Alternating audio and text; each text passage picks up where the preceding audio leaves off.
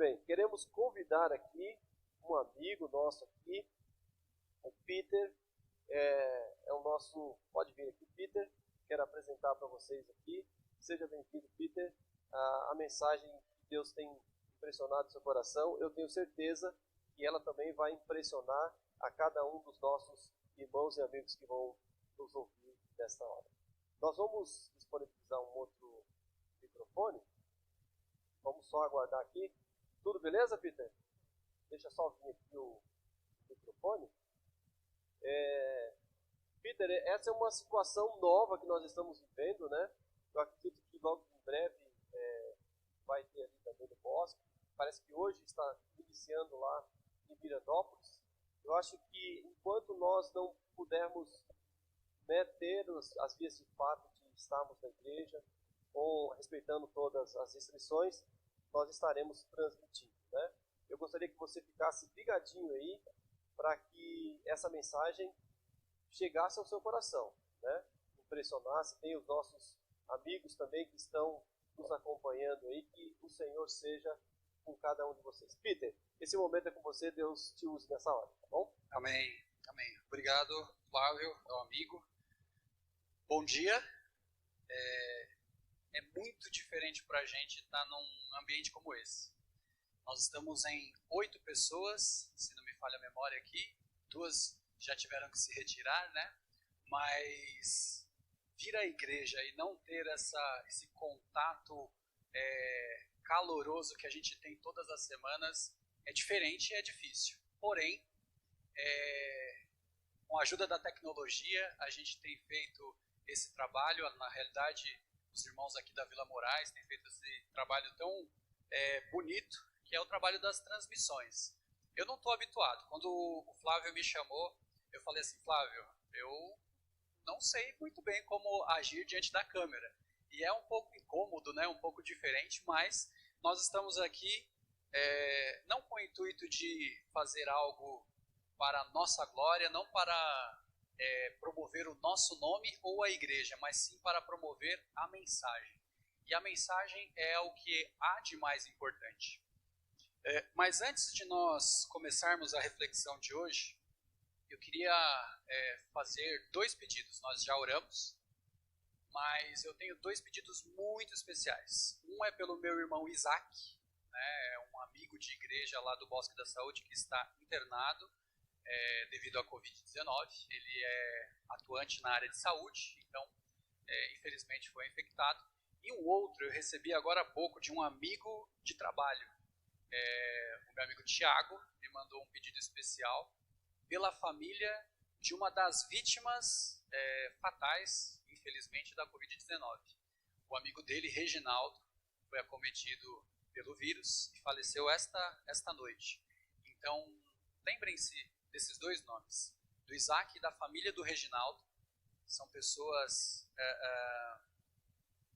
que têm a família ali, especialmente o Isaac, o Reginaldo, tem a família enlutada por sua perda, e de fato a gente passa por situações como essa, né? Mas eu vou colocar isso daqui aqui que fica melhor para eu olhar minha colinha. Nós temos aí a missão de falar sobre a palavra, né? E hoje eu queria convidá-lo a refletir sobre o que está escrito em Romanos, no capítulo 8, verso 28.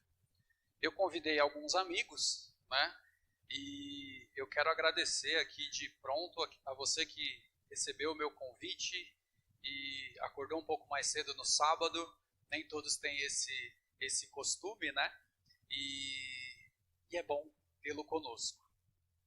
Muito bem. Romanos, no capítulo 8, verso 28, diz assim pra gente: se você tem uma Bíblia, não importa a sua religião, não importa a sua versão bíblica, o que importa é você ter a Bíblia na mão. E se você não tem uma Bíblia na sua casa, você pode acessá-la aí pela internet, baixar um aplicativo, quem sabe ver até online, que o texto é o mesmo, né? E diz assim, Romanos 8, verso 28. Sabemos que todas as coisas cooperam para o bem daqueles que amam a Deus, daqueles que são chamados segundo o seu propósito. Quem escreveu Romanos foi Paulo. E Paulo, ele diz para nós, neste texto, que todas as coisas cooperam para o bem daqueles que amam a Deus. Só que tem uma outra passagem curiosa. Vire algumas páginas da sua Bíblia para trás, no capítulo 5, dos versos 3 ao verso 5, olha o que diz aí. Romanos 5, verso 3 a 5. E não somente isso, mas também nos gloriamos nas próprias tribulações, sabendo que a tribulação produz perseverança, e a perseverança, experiência, e a experiência, esperança. Ora, a esperança não confunde, porque o amor de Deus é derramado em nosso coração pelo Espírito Santo.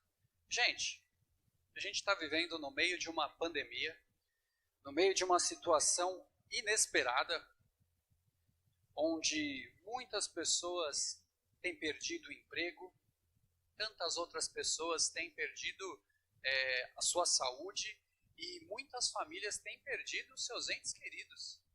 Como é que a gente pode ler duas passagens como essas, que a gente acabou de ler?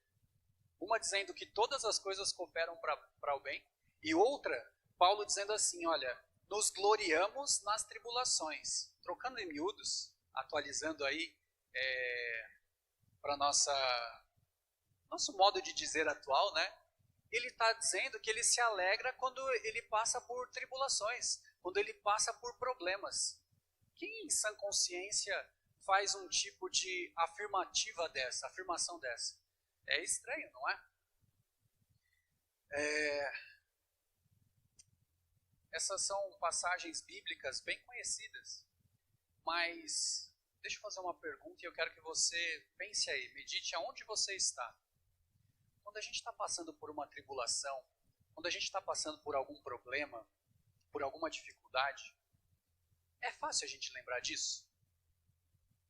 É fácil você se lembrar que todas as coisas cooperam para o bem daqueles que amam a Deus? Ou que você deve se alegrar nas tribulações, se alegrar nos problemas? Difícil, não? Sim, porque quando a gente declara ou poetiza, né, fala de uma forma mais romântica, essas passagens, elas são bonitas. Mas quando você está no meio do olho do furacão, é difícil demais lembrar disso. É muito difícil. Quem é você em tempos de crise? Eu escrevi essa reflexão em fevereiro de 2018. Nós estamos aqui no primeiro dia de agosto de 2020. Eu lembro que na época que eu escrevi essa reflexão, eu estava em estado de anestesia, parecia. Porque eu havia acabado de perder o meu emprego. Eu havia trabalhado 17 anos numa empresa. E assim, de uma hora para outra, como aconteceu agora na pandemia, havia perdido o emprego. E eu não sabia ainda o que estava acontecendo, não tinha, sabe quando a gente fala assim, não havia caído a ficha, né? Aqueles que são mais antigos compreendem o ditado, né? Aliás, eu queria até fazer uma parêntese aqui, né? Da última vez que eu vim aqui na igreja da Vila Moraes, eu ainda usava um restinho de cabelo, agora eu já aposentei o cabelo, novo corte da quarentena, né? Mas as crises, irmãos, elas vêm, elas vão. Parece que a vida adulta, ela é uma sucessão de resoluções que nós precisamos fazer ou de situações que nós precisamos resolver, porque a vida adulta é uma sucessão de problemas. Parece que quando você acaba de resolver um problema, o outro brota do asfalto. É algo incrível. Bom, como bons brasileiros que nós somos, e aqui eu também queria fazer uma pontuação, eu não sei se o Limber, meu amigo de trabalho, tá acompanhando a gente, mas se ele estiver, saiba que eu também te considero um brasileiro. Meio fajuto, mas um brasileiro também. Mas como bons brasileiros que nós somos, nós estamos acostumados com crise, né? Crise política, crise trabalhista, crise econômica, agora a crise na saúde.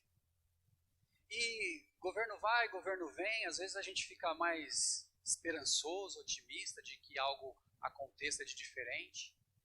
Mas eu não estou falando só das crises gerais. Hoje eu queria falar daquela crise que acomete a maior parte dos nossos lares, né? Das portas para dentro. Crise financeira, crise emocional, crise no relacionamento, crise psicológica. Você já me entendeu. Eu poderia falar várias crises, mas eu acho que com todos esses exemplos eu já consegui abranger a maior parte das pessoas que estão nos acompanhando. Como conciliar a ideia de que todas as coisas cooperam para o bem daqueles que amam a Deus quando a crise se abate sobre a nossa vida? E de novo eu pergunto, quem é você em tempos de crise? Quero te convidar a fazer uma viagem pela vida de um homem que com certeza tinha uma vocação imensa para transformar situações de crise em bênçãos. Esse personagem a gente já conhece muito bem. A história dele foi tema para filmes, houve uma novela também que usou a história dele para se basear. E eu queria passar um pequeno resumo da vida dele. Primeira coisa que a gente encontra na história dele: a sua mãe era uma ladra. Ele ficou órfão aos 10 anos. Imagina uma criança de 10 anos órfã. O seu pai, ele era omisso. Um dos seus irmãos era assassino. Ele nasceu quando seu pai já era velho. O seu pai, ele não tinha nada mais, nada menos do que 4 mulheres. O nome do personagem que nós vamos estudar um pouco hoje é José. Esse mesmo, José do Egito. Nós não vamos ter tempo de ver a história inteira dele aqui na Bíblia, mas eu gostaria de recomendar que nos seus momentos de reflexão, você lesse a história dele. Se encontra em Gênesis, no capítulo 37 em diante. É uma história muito boa, uma história muito empolgante, inclusive, né? Realmente digna de ser feito um filme. Mas hoje a gente queria tirar algumas lições espirituais da vida aí de José. Para eu não ter que ficar trocando entre o celular e a Bíblia, né, eu anotei as passagens aqui que eu imaginei que a gente não teria um espaço reduzido. Então, se você tem a sua Bíblia, por favor, acompanhe na sua Bíblia. É importante a gente abrir a palavra de Deus. Abra a sua Bíblia, no capítulo 37 de Gênesis. Esse eu vou ter que abrir, né, como primeiro versículo. Gênesis 37, verso 2. Olha que curioso. A história de José começa justamente aqui. Gênesis 37, verso 2. Diz assim: esta é a história de Jacó. Só para a gente entender, Jacó era o pai de José, né?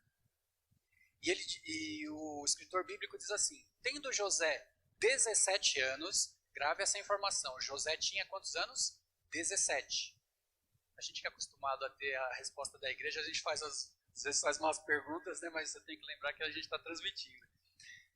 Tendo José 17 anos, apacentava os rebanhos com seus irmãos. Sendo ainda jovem, acompanhava os filhos de Bila e os filhos de Zilpa, mulheres de seu pai, e trazia más notícias a seu pai, más notícias dos seus irmãos aos seus pais. Pois bem, aqui começa o relato da história de José quando ele tinha 17 anos. A história vai se desenrolando, o capítulo 37, o capítulo 38 tem ali um parêntese de uma outra história, mas assim que acaba o capítulo 38, no capítulo 39 já retoma a história de José e assim vai até quase o final do livro de Gênesis. Mas eu queria resumir para vocês a vida de José em 5 atos, em 5 cenas. E a primeira cena leva José da casa de seu pai à cisterna. Num dia, José estava no seio de sua família. Estava ali seguro, protegido de todos os males, e era o filhinho querido. No outro dia, José foi jogado numa cisterna. Aqueles que não sabem, a cisterna é o modo de captação da água da chuva, né? Represar a água da chuva para usar, inclusive, para irrigar as plantações. A gente tem que lembrar que essa história ela acontece numa região onde o clima é desértico. Eles precisavam de água e eles faziam buracos nas rochas para represar a água da chuva. Essas eram as cisternas, né? E José ele foi jogado num buraco como esse, porque seus irmãos, os seus 11 outros irmãos, tinham inveja de José. Pelo verso que a gente leu, a gente até entende um pouco, né? Porque José era meio fifi. Sabe aquela pessoa que não pode ver nada errado, que vai correndo contar para o chefe, ou contar para o pai, para a mãe. Eu não sei se você que me acompanha tem irmãos. Eu tenho uma irmã. Ela não era fifi. O fifi de casa era eu tenho que assumir. Eu não podia ver ela fazendo alguma coisa errada que ela correndo contar para minha mãe. Gostava de ver minha mãe castigá-la, mas eu também era castigado. Que era o irmão mais velho, né? Tinha que cuidar dela. O fato é que José passou de filhinho querido para dentro de uma cisterna porque um de seus irmãos queria matá-lo. Só que o irmão, um dos irmãos mais velhos, Rubem, falou assim, não vamos matar ele. Vamos jogar numa cisterna. Ele tinha um pouco de bondade no coração e não queria matar o filhinho querido do papai. Jogou numa cisterna com a intenção de resgatá-lo. Estou dando alguns spoilers da história, mas leia na sua casa, tá bom? Leia na sua Bíblia, é uma história fascinante. E o curioso é que naquele buraco, naquela cisterna, José só tinha uma opção para ser salvo. Olhar para onde? Para cima. Será que no momento de crise, a gente gasta toda a nossa energia, todas as nossas forças, toda a nossa capacidade intelectual, buscando várias e várias soluções para os nossos problemas de forma humana? Ou será que a gente olha para cima? Quem é você em tempos de crise? Mas eu quero avançar um pouco na história de José e quero levar ao segundo ato de sua vida, que o leva da cisterna ao mercado de escravos. Olha só. Da cisterna, José foi levado à escravidão. Antes, ele era uma pessoa livre. Agora, ele era escravo. Você pode imaginar como ele foi acorrentado e unido aos outros escravos numa longa fila de pessoas maltrapilhas e andarilhas pelo deserto? Imagina só José, o filhinho querido do papai, no mercado de escravos sendo analisado como uma mercadoria. Imagina só, por pessoas que nem falavam a mesma língua que ele. Chegavam perto dele, esse daqui tem boas pernas, esse daqui tem braços robustos, boa dentição. Eu vou levar esse daqui, quanto que ele custa? Imagina só isso. Você, de filhinho de papai, levado a ser escravo, numa terra que você não conhecia. Quem é você em tempos de crise? A terceira cena, o terceiro ato da vida de José, o leva do mercado de escravos para a casa de Potifar, uma das maiores autoridades, né, o ministro da Justiça, na verdade era o ministro das Forças Armadas, né, do Egito, do Antigo Egito. Antes, José era servido em sua casa, ganhava presentes especiais. Se você ler na história dele, ele ganhou um presente muito especial que deixou os seus irmãos assim, muito, com uma sensação de muita inveja. Eu imagino que José, ele era daquele, que assim, quem morou em casa com muita gente, eu morei em casa com muita gente, sabe como é que é, né? Os recursos normalmente não são tão abundantes, né? Então você tem que racionar um monte de coisa. Racionar a televisão, racionar o videogame, racionar os brinquedos, quiçá racionar até a própria comida. Só que José, de tão queridinho, imagino que quando Jacó ia dividir ali o pão que eles comiam, dava um pedaço maior, mais rechonchudo para José. Só que agora ele era escravo numa terra que não era sua terra natal. Do meio do olho do furacão, olha só do que a vida de José tinha se tornado. Abra sua Bíblia agora em Gênesis, no capítulo 39. Gênesis, capítulo 39. Olha o que diz o verso 2. Gênesis 39, verso 2, diz assim: O Senhor era com José, que veio a ser homem próspero, e estava na casa de seu senhor egípcio. Espera aí, gente. José, ele era escravo, mas a Bíblia fala que o Senhor era com ele.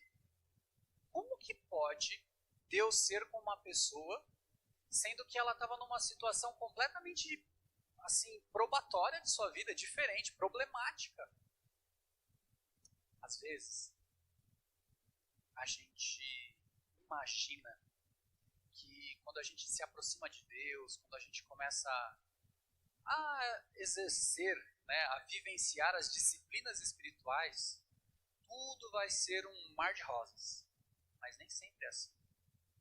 A Bíblia, ela não promete, e o Senhor Deus, o Senhor Jesus, ele não promete que a vida vai ser sempre um mar de rosas, sempre um céu de brigadeiro. Mas ele promete que vai estar conosco, inclusive nos momentos de problema, nos momentos de tribulação. A lógica divina, ela nos parece absurda. Pode haver bênção numa situação dessa, de escravidão? Pois bem, quero avançar um pouco mais para a quarta cena, penúltima, da vida de José, que o leva da casa de Potifar ao calabouço. Parecia que a vida de José tinha dado uma pequena melhorada, porque, embora ele fosse escravo, ele era alguém que era respeitado na casa de Potifar. Ele era quase que como um governante, né, ali daquela casa.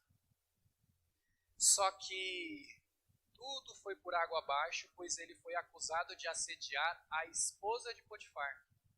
A esposa de Potifar colocou os olhos em José, viu que ele era uma pessoa bonita, uma pessoa, enfim, jovial, elegante, começou a assediá-lo.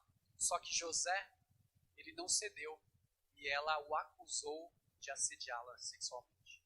Obviamente, o que aconteceu? Potifar lançou José do calabouço. Gente, pensa comigo. No calabouço não tinha pastor, não tinha ancião de igreja, não tinha lição da escola sabatina, não tinha Bíblia, não tinha inário.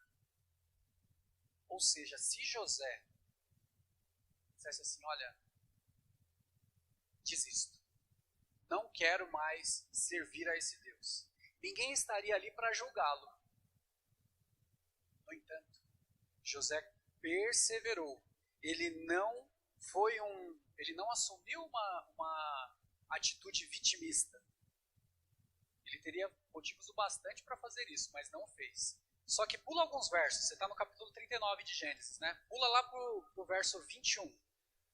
Gênesis 39, verso 21. Olha o que diz. O Senhor, porém, era com José, e lhe foi benigno, e lhe deu mercê perante o carcereiro. De novo, a Bíblia fala que Deus foi benigno com José. Peraí, gente.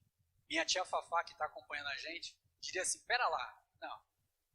O cara, primeiro foi escravizado. Ele sofreu uma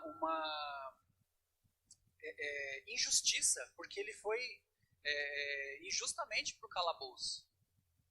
E aí, o autor da Bíblia, né, o autor dessa história aqui, aquele que está relatando, na realidade, né, Moisés, fala que o Senhor era com José. Não, daí, né, não dá. Você já sofreu alguma injustiça? Você já foi acusado por algo que não cometeu? Já cumpriu alguma pena que não lhe era cabível porque você era inocente? Quem é você em tempos de crise.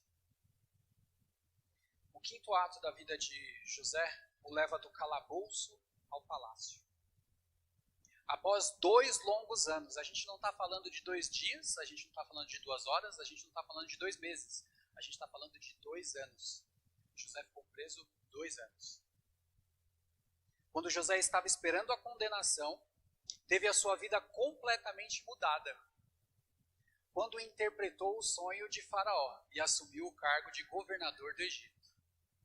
Sabe, gente, quando Deus chama alguém, Ele molda a vida desta pessoa de acordo com a vontade dele, não de acordo com a vontade da pessoa.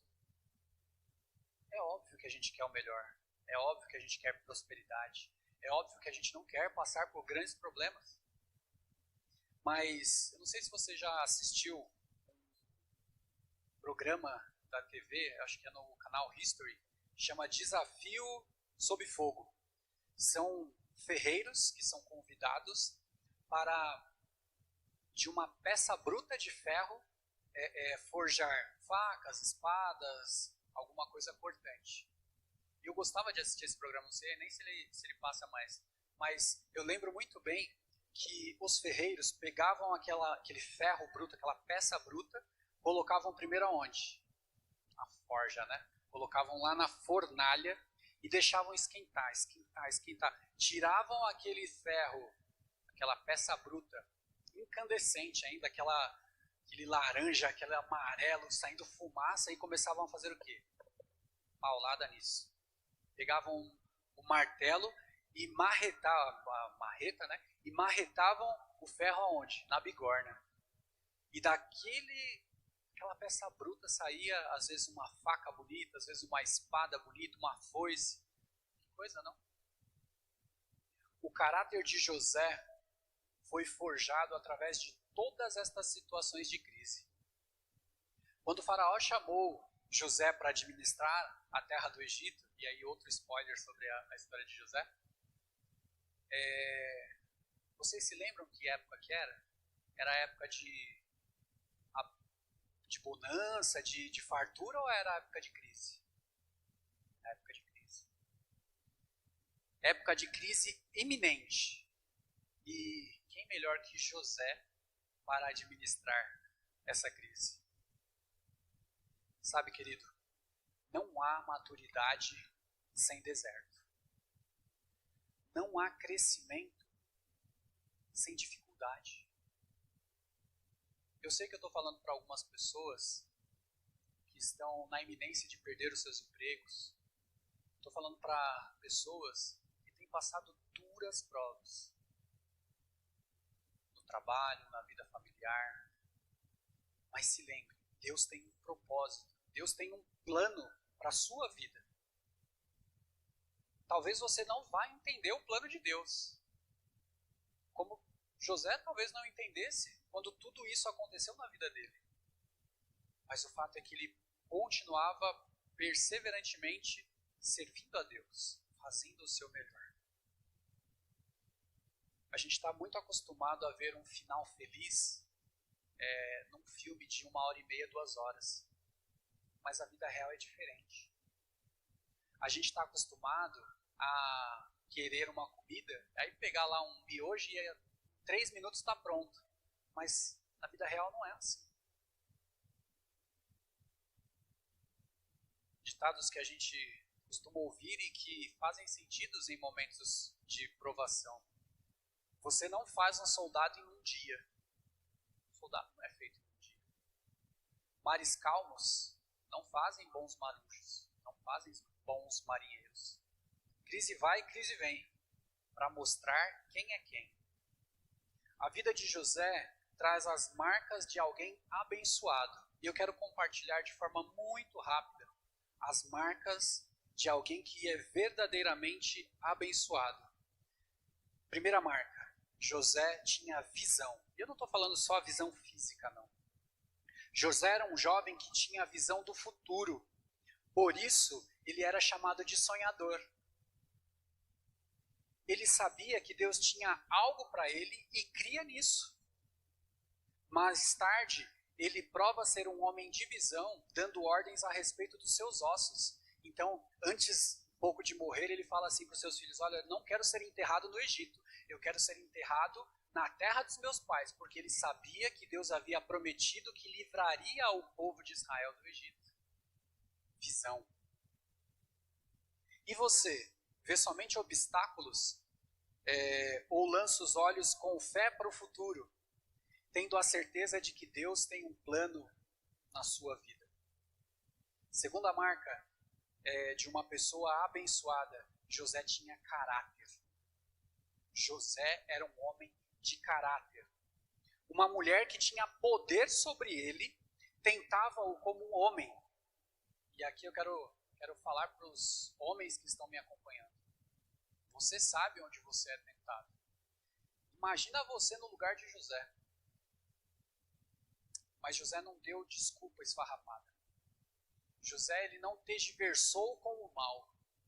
José, ele fugiu deixando a própria capa para não pecar contra o seu senhor Potifar, mas mais do que isso, ele não queria pecar contra Deus, o seu senhor, o senhor de sua vida. Ele podia pensar assim: não, mas se eu não fizesse eu ia perder o meu emprego. Ele podia ter pensado isso. Eu sou homem, eu não consegui aguentar o assédio. Mas ele não fez isso, gente. Nada disso justificaria o pecado de José. E você? É um cristão de caráter? E aqui eu não estou falando cristão só aquele que vai à igreja, porque todos nós dizemos que somos filhos de Deus, né? Então, se você é um filho de Deus, você também é cristão. Eu te pergunto, você é um cristão de caráter? Quando ninguém está olhando, quem é você? Quando o troco vem a mais, quem é você? Quando o chefe sai mais cedo, quem é você? A terceira marca de uma vida verdadeiramente abençoada é a simpatia. Simpatia. O carcereiro gostou de José, pois José era uma pessoa simpática. E aqui eu queria fazer uma outra observação muito necessária. Um dos piores testemunhos que um cristão pode dar é ser antipático. Não combina, não casa. É lógico que não é todo dia que você vai sair dando bom dia para os passarinhos, para as plantas, para as paredes. Mas simpatia faz parte, inclusive, da educação pessoal. Não seja antipático, meu querido. E você, transmite uma impressão agradável, disposição favorável às pessoas com as quais você convive? Ou você é intragável? José, ele era simpático, e por sua simpatia o carcereiro lhe deu uma posição de destaque ali naquele calabouço. Quarta marca da vida de José: ele aproveitou a oportunidade. Quando ele conversou com o copeiro, dando ali a interpretação do sonho do copeiro, ele falou assim: olha, lembra-te de mim quando você sair aqui desse calabouço. José havia feito um favor ao copeiro e não perdeu a oportunidade de pedir para que ele se lembrasse. Tem gente que espera tudo cair do céu. Já viu esse tipo de pessoa? Não, Deus vai me abençoar e vai cair do céu e tal. Mas sabe, gente, confiança em Deus não tem nada a ver com ociosidade. Não tem a ver com ociosidade. Você pode até me perguntar assim: mas tá bom, e o maná não caiu do céu? Verdadeiramente, o maná caiu do céu. Mas não fosse lá o israelita pegar o maná onde ele caía, ele ia morrer de fome. Ele tinha que ir lá pegar. Você entende? Esteja atento às oportunidades e prepare-se para conseguir aproveitá-las. Outra marca da vida de José, e eu estou perto do fim, é que José, ele era otimista. Ele tinha otimismo em sua vida. Os tempos seriam difíceis, é verdade. Porque quando o faraó revelou para ele o sonho, qual que era a interpretação? Haveria 7 anos de grande fartura no Egito e 7 anos de fome extrema. Gente, isso é sério, não é uma história para crianças. Isso está registrado nos anais da história humana. Houve sim um grande período de fome nesse período ali de hegemonia do Egito. Você imagina se Deus chegasse para você hoje e falasse assim, queridão, é você que vai organizar toda aqui a nação. Rapaz, eu ia ficar com medo. Mas José também teve medo. Só que José, ele era otimista. Uma pessoa otimista e abençoada não vê desgraça com pessimismo, mas crê que Deus mostra meios para administrar a crise. José entendeu que o momento da crise é também o momento da oportunidade. E você? Como você encara as crises? Com otimismo ou com pessimismo? Outra marca da vida de José é que ele era corajoso. José aceitou o maior desafio de seus tempos, prevenir a terra de enfrentar 7 anos de fome. Você acha que José não tinha medo? Tinha. Claro que sim. Porém, ele não permitiu que o medo paralisasse. Às vezes a gente fica paralisado diante das situações. Sabe o que a gente tem que fazer num momento como esse? Aqui, ó. Joelho no chão. Dobre o seu joelho diante de Deus. Faça do Senhor a sua tábua de salvação. E você, é um cristão corajoso? Outra marca na vida de José é que ele tinha perdão. Ele perdoou os seus irmãos. José, ele não guardava rancor, amargura e nem ansiava por vingança. Essa é uma marca difícil de ter na vida, porque você perdoar pessoas que te feriram, que te machucaram, não é algo humano, não é algo da nossa natureza. Mas de verdade, o desafio do Pai Nosso, e você que me assiste, é o Pai Nosso, aquele lá, Pai Nosso que estais no céu, santificado seja o teu nome. Sabe qual que é o desafio do Pai Nosso? Ele diz assim, ó, perdoa-nos assim como nós perdoamos aos nossos devedores. Como é que você tem coragem de orar o Pai Nosso, sendo que você leva um coração cheio de amargura, cheio de rancor, cheio de ódio, cheio de tantas coisas ruins? Perdoa-nos, assim como nós perdoamos aos nossos devedores. Deixa eu te fazer uma pergunta, você tem perdoado aqueles que te devem? Você tem perdoado aqueles que te causaram alguma injustiça ou algum mal? Pense nisso. A última marca que eu queria dizer é que José, ele tinha esperança na justiça divina.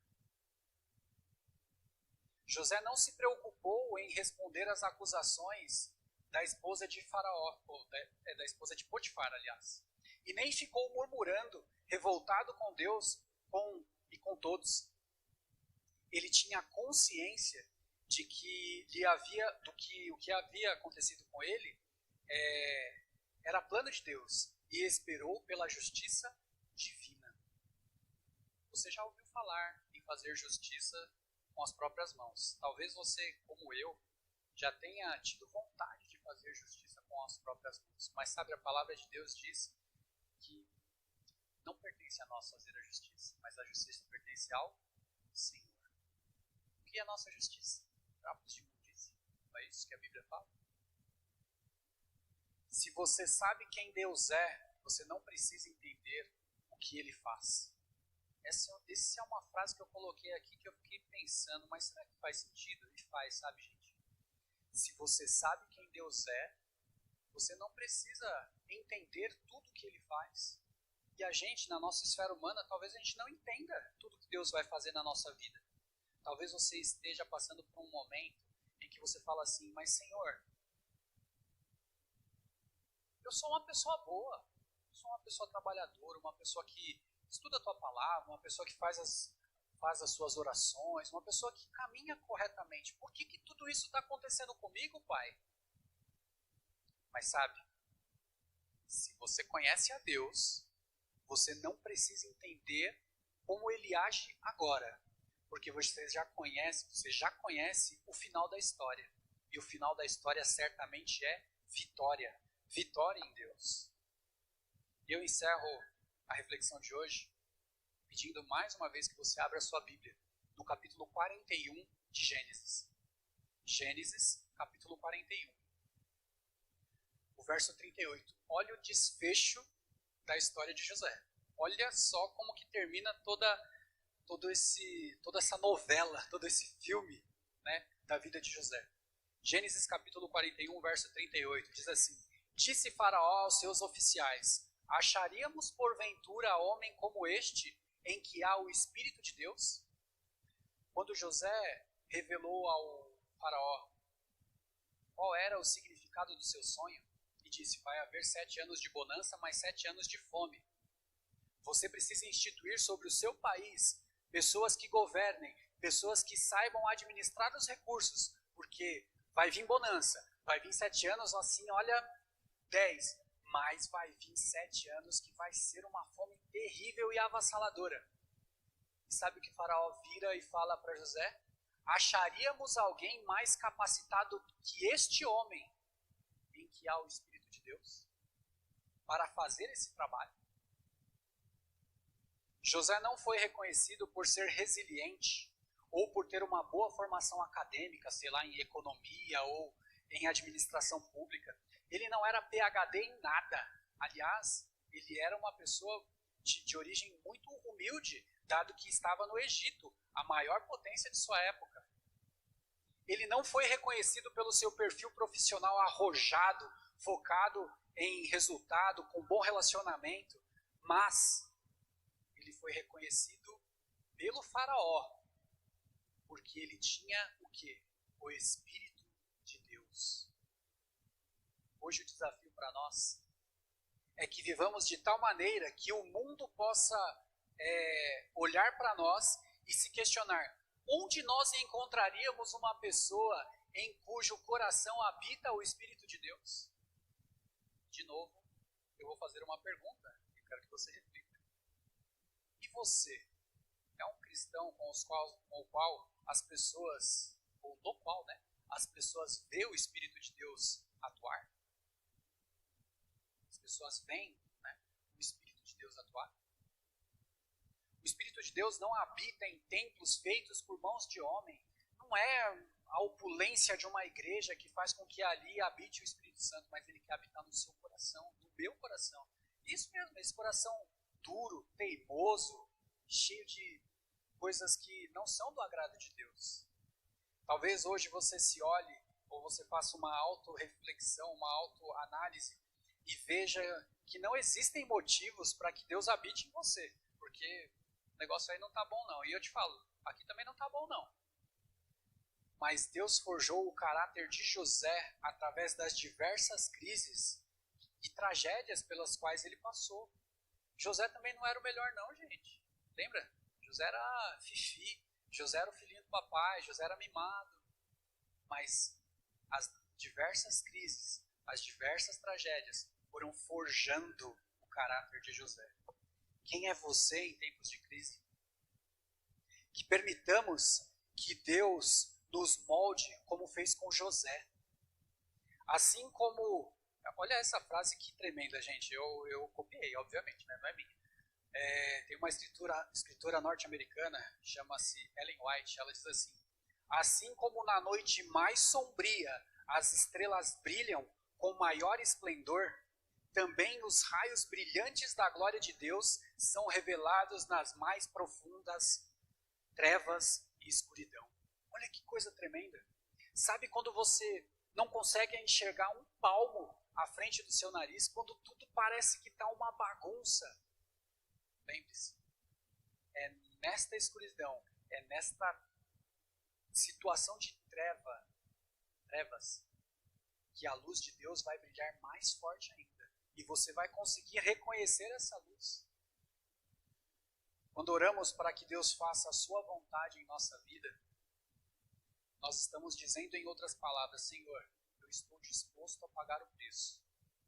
Eu não sei qual que é o preço, meu querido, mas eu oro para que Deus te abençoe de forma muito grande, para que qualquer problema que você esteja passando neste momento, Ele possa ser o seu refúgio, a sua fortaleza, o socorro bem presente em momentos de tribulação. Eu sei que em breve, não sei quanto tempo, não sou profeta, então não vou prevê aí. Eu não sei quanto tempo vai durar a sua tribulação. Eu não sei quanto tempo vai durar o seu problema. Mas eu tenho uma certeza. Se você perseverar, se você continuar firme em Deus, o final é vitória. Nós já sabemos o final dessa história. É vitória em Jesus. Deus te abençoe.